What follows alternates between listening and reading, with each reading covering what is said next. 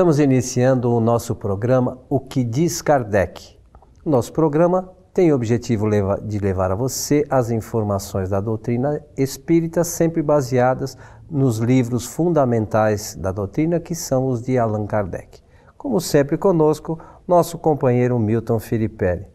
Como está, seu Milton? Bem, pronto para ouvir o que diz Kardec aqui, né? Vamos tentar trazer algumas informações. Muito bem. Relacionadas hoje sobre um pedido que nós recebemos por e-mail de um companheiro.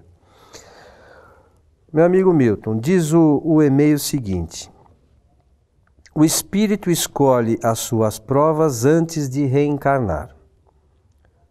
Como ele pode identificar, depois de reencarnado, os familiares com os quais mantém pendências de outras vidas? Interessante a pergunta. Interessante. Bem, vamos começar pela afirmativa, né? O espírito escolhe as suas provas. É verdade. É verdade. Está aí no Livro dos Espíritos, né? Vocês devem estar já ter localizado. Questão 258 do Livro dos Espíritos. Do Livro dos Espíritos. Então aí já existe a afirmação categórica da escolha das provas. Então, provas e expiações. Essa é realmente a situação de todos os espíritos que moram, residem e fazem experiências num planeta chamado Terra. Provas sob a deliberação do espírito, propriamente dito, antes de encarnar. Cada espírito escolhe as suas provas, uma ou mais. Deixa eu só ler aqui a questão 258, que é bastante interessante, acho que para a gente ilustrar. Claro. Na erraticidade, que é o mundo dos espíritos, né? Erraticidade.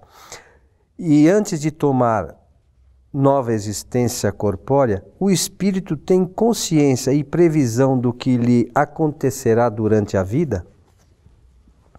Então, dizem os espíritos, ele próprio escolhe o gênero de provas que quer sofrer.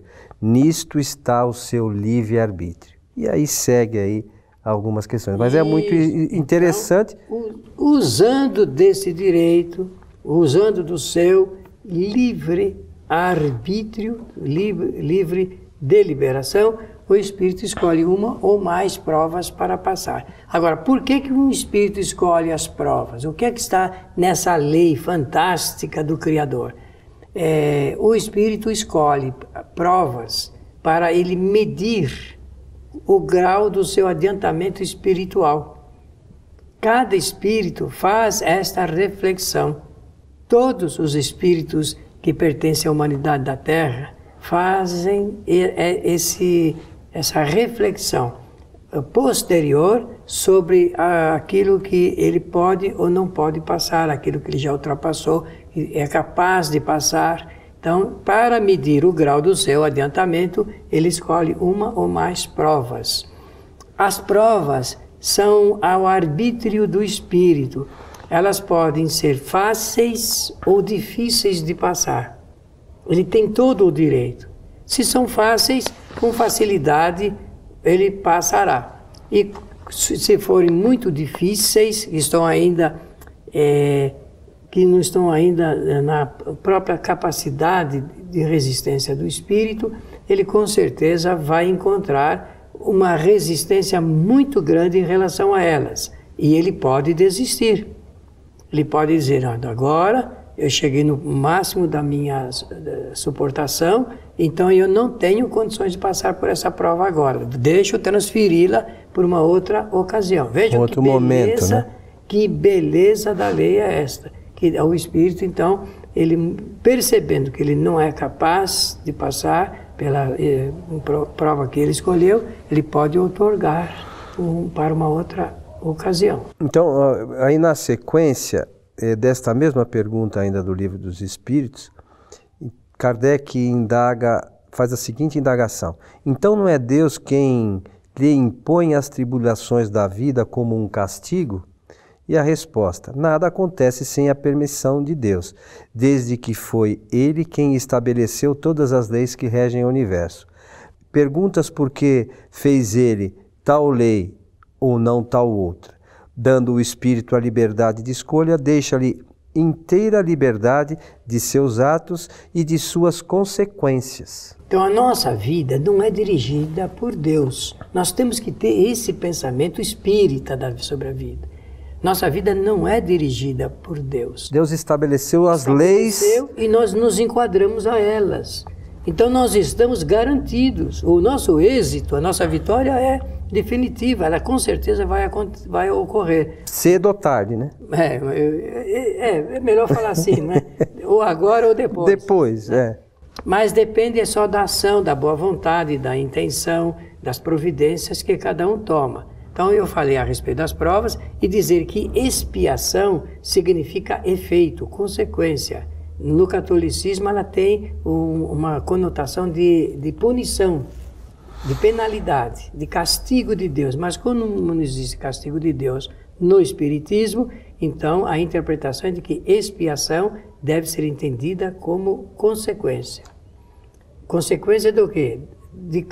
Consequência de causas anteriores produzidas pelo Espírito, que não tem como mudar. Por que eu disse isso? Porque as provas ele pode transferir, mas expiação ele pode só atenuar.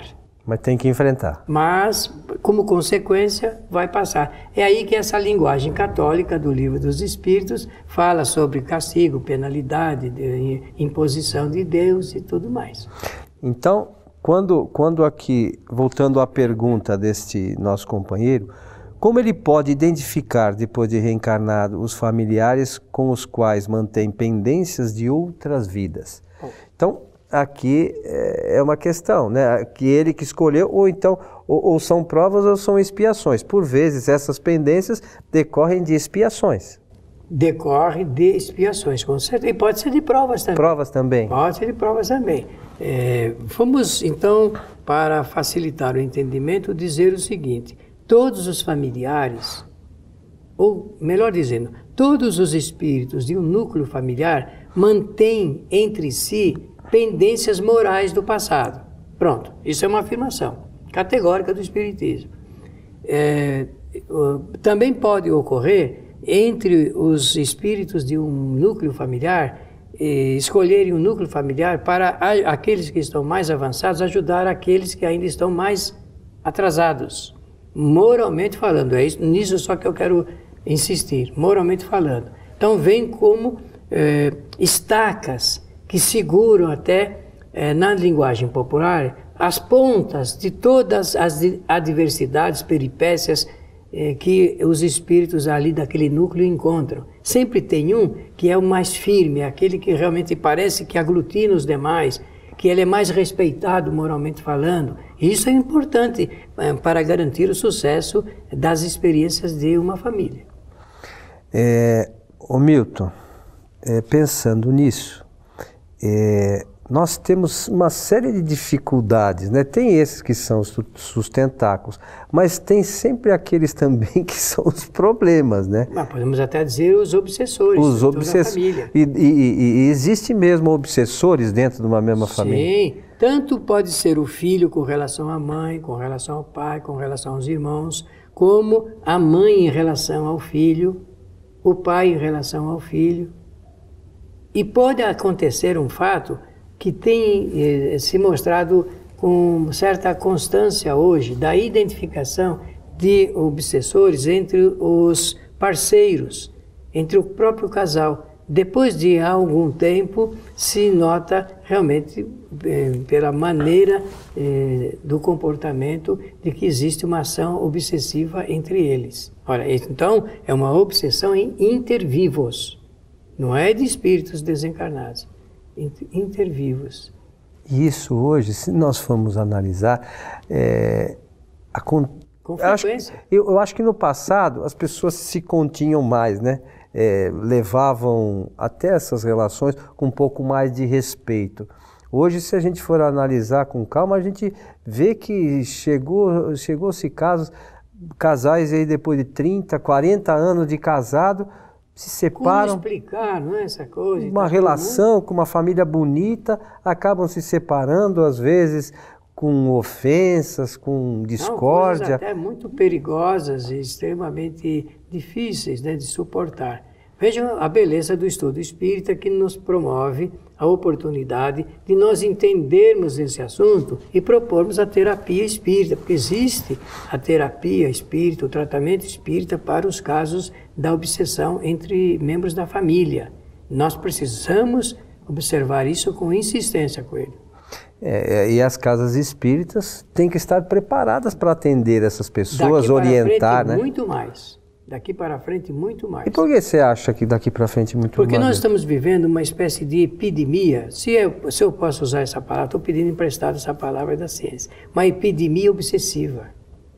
Estamos vivendo momentos de alta perturbação mediúnica, em que os espíritos estão torpedeando, penetrando, insistindo, provocando até o desmanche de um núcleo familiar com muita facilidade. Quantos casamentos estão aí se esfacelando por ação obsessiva, por ação, interferência de espíritos maus? Porque existe uma organização que não deseja a união das pessoas, a manutenção do vínculo familiar, porque a família é a célula máter da sociedade. Desmanchada a família, com facilidade nós estragamos com a sociedade. Desestrutura tudo. Então nós precisamos olhar isso com muito cuidado. E eu acho que o estudo espírita é muito importante nesse sentido, porque faz com que a gente entenda essas questões, que há realmente essas diferenças, mas o objetivo é fazer com que as pessoas continuem caminhando juntas para, de alguma forma, sanar essas pendências e continuar a sua caminhada evolutiva, né, Milton? Claro. Então, você me dá a chance de falar mais um pouquinho sobre esse assunto. As pessoas estão com muita facilidade dissolvendo as uniões. Não fazem todo o esforço possível e imaginável de manter a união, de nutrir-se de forças para que a união seja respeitada, mantida, que aquele compromisso firmado anteriormente chegue até o final. Parece que hoje a primeira coisa que acontece, primeira coisa às vezes até, desculpe a palavra, pueril, infantil, é motivo para que realmente se desestruture todo um trabalho de união. Se nós voltarmos ao início, escolha das provas. Então você vê, analisando isso tudo que nós comentamos, se nós escolhemos as provas as quais nós queremos medir o nosso grau de adiantamento, e chega no momento que a gente pode levar a êxito isso, a gente desiste. Então a gente às vezes não tem consciência que a escolha foi nossa. Fomos nós que, vamos chamar assim, programamos a nossa encarnação. Não foi ninguém que fez isso para nós. Esse projeto é nosso. É nosso. Deus permite, estabeleceu as leis naturais, mas fomos nós que programamos, né? E chega aqui, a gente joga tudo. Com muita facilidade. Então é preciso lembrar-se do ensinamento de Jesus de Nazaré. Jesus ensinou que nós podemos vencer em uma encarnação simplesmente usando de três recursos. Três recursos: da paciência, da tolerância e da indulgência. Paciência, tolerância e indulgência. Paciência, que é saber aguardar, saber esperar. Quem sabe aguardar e esperar com serenidade, não entra no quadro das ansiedades. Não entrando no quadro das ansiedades, não entra em tensão, não entra em depressão, não entra em síndrome, não entra em trauma e nem fobia. E nem obsessão. E nem, por consequência, nem obsessão. Nem obsessão. Agora, tolerância é tolerar os equívocos das pessoas, os erros. Porque no mundo de provas de expiações, eu posso garantir, todos os espíritos na Terra erram. Todos cometem equívocos. Todos cometem desvios. E tem aquele que vai falar, não, mas às vezes cometem de boa intenção, mas certo ou errado é um erro. Mas como é que a gente vai conviver com pessoas tolerando? E a indulgência, que é onde Jesus coloca como um degrau maior ainda de benefício, é você ou nós sabermos perdoar a quem nos ofende. Olha, esse exercício é mais difícil ainda. Paciência, tolerância e indulgência. Quer manter um bom casamento? Coloque em funcionamento esses 3 pontos fundamentais ensinados por Jesus. Dará certo ou não? Com toda certeza. Que dará. Mas tem que ser mútuo, né?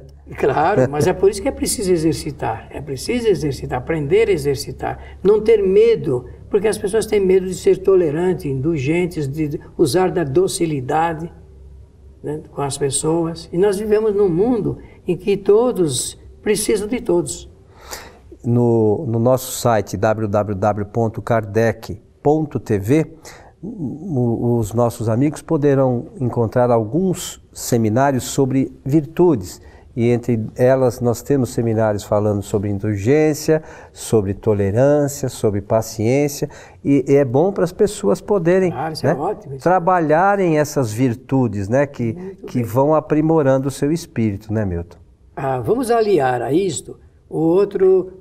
nós temos ainda um pouco de tempo, né? Vamos aliar a isto os grandes ensinamentos dos filósofos antigos e que depois Jesus repetiu com uma outra qualidade, que são aquelas qualidades, virtudes da honestidade, da honra, da dignidade e da fidelidade. Imagine, por que é que se desmancha um casamento, um núcleo familiar? Por falta de maior condição de exercício da honra, da honestidade, da dignidade, da fidelidade entre os seus membros, fidelidade aos princípios que assumiram no mundo.